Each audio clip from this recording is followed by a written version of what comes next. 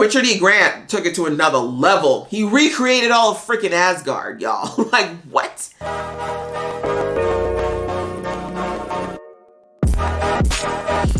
Hey guys, it's your Lady Geek XX Chic, and I'm here with the review of the latest episode of Loki.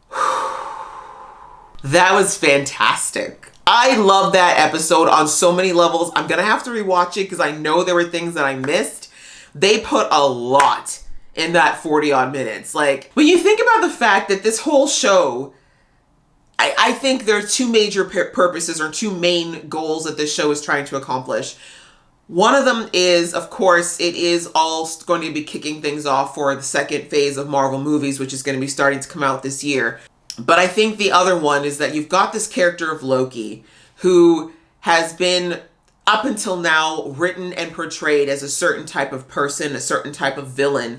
And when you have someone who's like that, if you're going to have them fundamentally change who they are and what their values are, you can't make that a quick thing.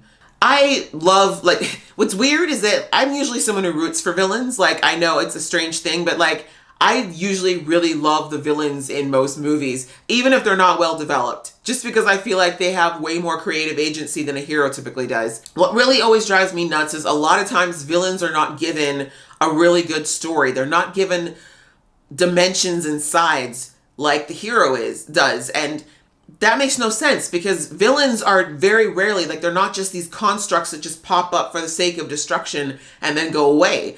There's layers. They've got aspects to them. They've got feelings. And a lot of times they have the exact same spectrum of emotions and values as the hero does, except that they've chosen the wrong way to deal with things, or a way that is more hurtful or damaging than the hero does. So when you don't give that to a villain, when you just kind of make them cackling in a corner, twirling their mustache and rubbing their hands with evil plans with no real impetus behind it, it's boring, unfortunately. It doesn't mean that they're still not entertaining to watch, but we're kind of robbed. And one of the things I loved about what Netflix did with their Marvel shows that they did back in, the early 2010s there, is that our villains were people who were multifaceted and that you actually found yourself empathizing with and relating to, and even sometimes rooting for throughout the series, right? And that's what a good villain should be. It should be someone who's literally like someone you could see as a friend, except that they do some stuff that's real shady. And unfortunately, Loki didn't really get a chance to be that person in the first half of the Marvel series, right? Up until, of course, the Avengers movies, etc., where he actually dies to protect Thor, or hoping to protect Thor. We don't really get a sense of what Loki's driving forces are. We don't know what makes him tick. We know he's not completely evil, but we also don't know why he keeps over and over and over again stabbing people in the back. Why does he not break out of this pattern of hurting people who love him? And so I love that this series is tackling that, giving us real depth, real insight into why Loki does what he does, that we had Mobius as the conduit to teach us all of that. But more importantly, Loki had to really come to terms with that and understand that. And I kind of love, I said it in the last couple of reviews, that I love that Sylvie, being this female variant of Loki, she was able to offer a completely different perspective that Loki probably wouldn't have been able to see with any of the other male Lokis, although that older Loki that we saw here, Richard E. Grant, is probably the closest to Sylvie than not. But digressing, Loki really had to understand himself first, because I don't think he really did. And that's so true of so many of us. A lot of us really don't know why we do what we do. And it takes a lot of just sitting down and having to be introspective to really dig out what it is that causes us to do the things we do, especially if we've got destructive behaviors or attitudes that we exhibit. Then we have to sometimes just sit back and stop doing things and really just ask ourselves those questions. And when we find that out, that's when we can start to really decide whether or not we want to continue on that path or if we want to change. And Loki needed that. And as I said, Mobius was that person who kept asking those questions and cutting away all the excuses and the BS that Loki's been telling himself for years, and made Loki sit and really think about who he really is, why he does what he does, and whether or not he wants to keep walking this path. And Sylvie seeing that there was a Loki that didn't get to grow up with the same level of privilege and access and love and support that Loki had and obviously took for granted, and that despite all of that, what she really wants more than anything is to set things right so nobody else has to suffer what she did. The fact that she's still someone who's empathetic and kind despite all of that, like, that was the wake-up call for Loki. If anyone had a reason to act the way that Loki has acted in all these movies, it'd be Sylvie, right? She's had a really crap run of it. Yet she's still not that person. I really like that this show has taken this path, and in this episode of seeing all these different, more variants of himself and realizing that they all kind of struggle with this need for attention, this jealousy, this lost ambition. Like, the Loki, if you'd put Loki with all these guys in episode 1, he would have been the one we saw wearing the Loki for president pin, trying to scam everybody, right? But now that you've seen, this episode was really for us as an audience to see that Loki has changed. Fundamentally, he realizes now, as he said, he doesn't want to be that person anymore. I don't ever think, and I said in the episode when he was talking to Sylvie and he was like, I know what I've done. I know how I've hurt and betrayed everybody who's ever loved me. I know the damage that caused, and I don't want to be that person anymore. I don't actually think Loki ever was that person. I think he's been trying so hard to be somebody who is tough and hard and bad when that's not who he is. He's a sensitive little kitten, as Mobius said. He's just a little snowflake who wants love, and that's why he always had such a soft spot for his mother, because she saw that in Loki and always gave him that. But not everybody probably saw that in Loki, and unfortunately, he allowed that to develop into a lot of resentment and a lot of self-doubt and pity, and I could keep going on. I'm not going to keep psychoanalyzing him, but you get my point. He knows now that the path he was taking to deal with his emotions, the negative ones, was not working for him, and that the only way he can change this lie that the TVAs put out there, that all Lokis are destined to be failures and cause pain and suffering, he was the only person who can change that narrative. I love that in this episode, seeing all the Lokis, which by the way was brilliant. It was so nice to see all these different versions. I love the kid version. Even the alligator has some attitude. I was down for that. I love the black Loki. I'm sorry, turned out he wasn't quite evolved yet, so he had to go, but I would love to keep seeing him. He was great. And he had the hammer, which is very interesting. We also saw Richard E. Grant. I love that man. He's such a good actor. Loved, even though he only had this one episode arc, really, he killed it, unsurprisingly. Loved him. I'm actually seriously upset that he's gone. Especially because he was, like, it seems like the first Loki, potentially, who chose to just, he isolated. Like, he literally self-isolated himself for God knows how long, because for basically, from what we can see, these gods live for a long-ass time. So he just went off and lived by himself. But, like, that part where he said, I got lonely and I missed my brother, and I wonder if he missed me.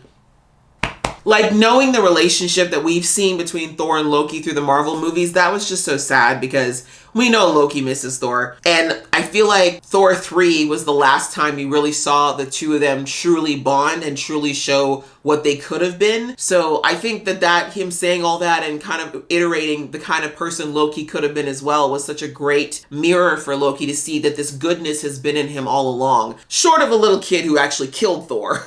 That Loki, maybe not so much, but he didn't really seem like a jerk either. Like, who knows what actually ended up happening with that whole situation. Maybe the Thor in his reality was a super dick. I don't know. Really well done. Honestly masterful. The whole scene where the Lokis show up because the Lokis have betrayed the Lokis and they keep betraying each other, and there's just this backstabbing fest. Great. And again, just loving seeing Loki looking at it and being like, I can't believe this was me. I can't believe that 5 episodes ago, this was me. I'm embarrassed of myself. But also, what I loved about seeing all those Lokis too was that I've always thought that Loki's abilities have been very downplayed in like the Marvel series, which is fine because he's never really been the focal point. But I love that this has shown all the different aspects of Loki's magic that he possibly has never tapped into. So now we know he's got the potential to enchant people. He's got the potential to mind control people. We already knew about the illusions, but Richard E. Grant took it to another level. He recreated all of freaking Asgard, y'all. Like, what? I love seeing that. I love seeing that there are all these different aspects to his powers, and I'm hoping that if he is in the second half of the Marvel movies, which I'm praying for, we get to see more of that come out to play. I loved Mobius being back. I mean, I knew he was okay after I saw, like, Loki pop up there. But I'm wondering how he's going to handle this now, because obviously he's going to be on the TVA's poop list, and him popping up again is also going to be a huge thing, because most of the people there think that once you're pruned, you're gone forever. So if he pops up again, answers. And sis, we got a sis in the red box. You got to let her out, yo. She doesn't deserve to go down like this. I know she gave Loki a hard time, but I'd say she's more than paid for that now. But I do find it interesting, though, that Ravonna didn't kill her. She pruned away the other sis right away, but she's keeping this one alive. So maybe she's starting to feel a little guilty. I am still definitely on the fence with Ravonna.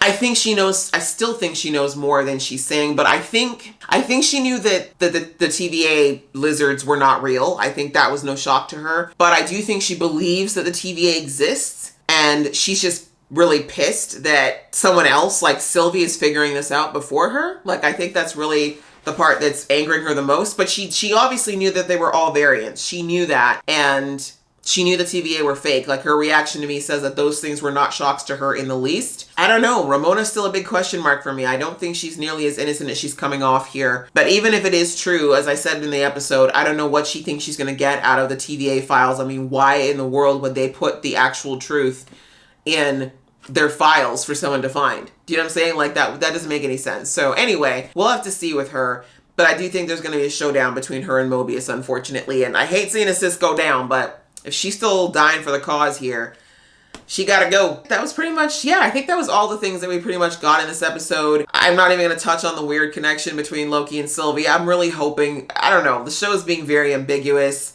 making it seem like there could potentially be like some vibes on the romantic level there. I just still think it's weird. For those who are down, fair enough. I know they're technically not the same person, but they technically are. It's weird. It's like falling in love with your twin. I don't know. I don't think it's okay. It is cute to see Loki for the first time actually be goo goo gaga over somebody, because we haven't seen that yet, but the fact that it's himself is just the height of narcissism first and foremost, but just weird.